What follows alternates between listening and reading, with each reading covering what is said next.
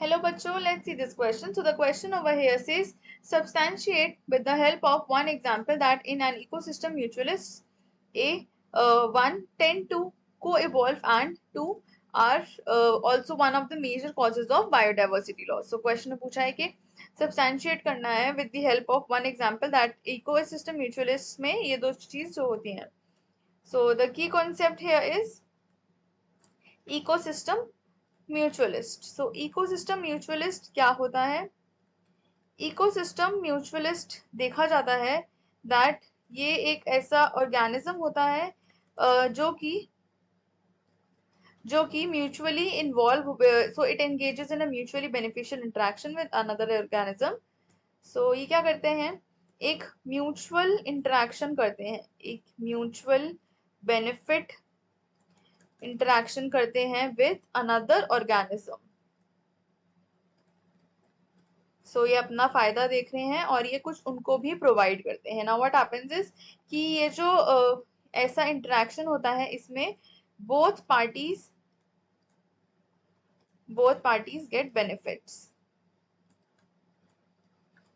Now अगर हम आगे बात करें about the survival, the interaction is essential for the survival of or reproduction of both the species. So ये जो होता है जनरली important होता है. अगर हम इसमें एग्जाम्पल की बात करें तो एग्जाम्पल आएगा हमारा about pollination by bees and flowering plants. So जो bees होती हैं ये क्या करती हैं? ये वहां से अपने लिए अपना नेक्टर कलेक्ट करती हैं एंड ये बीज जो होती हैं ये पॉलिनेशन कराती हैं उन फ्लावरिंग प्लांट्स का. So it's like a win win situation for both of them and दोनों में ही अगर हम देखें तो दोनों का प्रॉफिट हो रहा होता है. नाउ अगर हम फर्स्ट पॉइंट की बात करें विच इज म्यूचुअलिस्ट टेंड टू को-इवॉल्व. सो इसमें बोला है कि ये जो हमारे म्यूचुअलिस्ट होते हैं दे टेंड टू को-इवॉल्व. नाउ इसमें क्या होता है इन द इकोसिस्टम जो रिलेशनशिप होता है फ्लावरिंग प्लांट्स का और उनके पॉलिनेटर्स का, ये एक प्राइम एग्जांपल होता है. सो पॉलिनेटर्स एंड फ्लावरिंग प्लांट्स जो होते हैं ये एक मेन, अगर हम देखें बेस्ट सूटेड एग्जांपल होता है इन सिचुएशंस में. And consider the relationship between humming birds and certain species of tubular flower plants. So these ये जो प्लांट्स होते हैं यहाँ पे म्यूचुअलिस्टिक रिलेशनशिप करते हैं. नाउ अगर हम बात करते हैं इसमें the mutualistic relationship has driven co-evolution where changes in one partner prompt corresponding adaptations in other.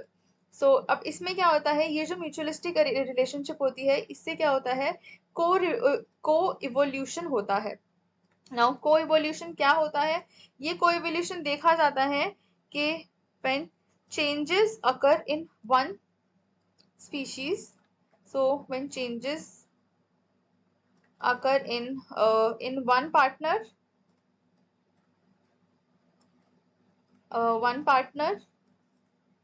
another correspondingly adapts to it.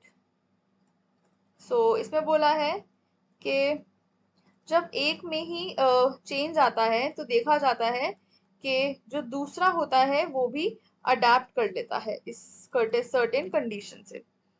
Now अगर हम नेक्स्ट बात करते हैं about mutualist as a major cause of biodiversity loss. तो इसमें बोला है कि जो म्यूचुअलिस्ट होते हैं ये बायोडाइवर्सिटी लॉस का एक मेन रीजन होते हैं, एक मेजर कॉज होते हैं.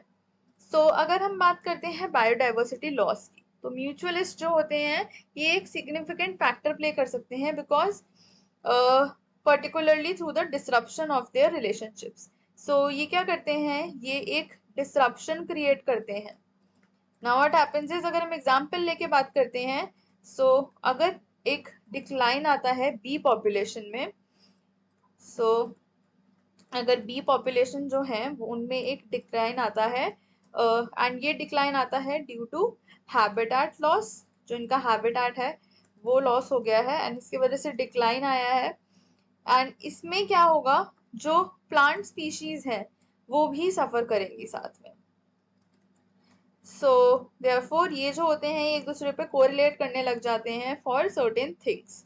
Now this disruption not only impacts the plant species but also impacts entire ecosystem. So ये जो होता है ये entire ecosystem को ही impact करता है and not just the species.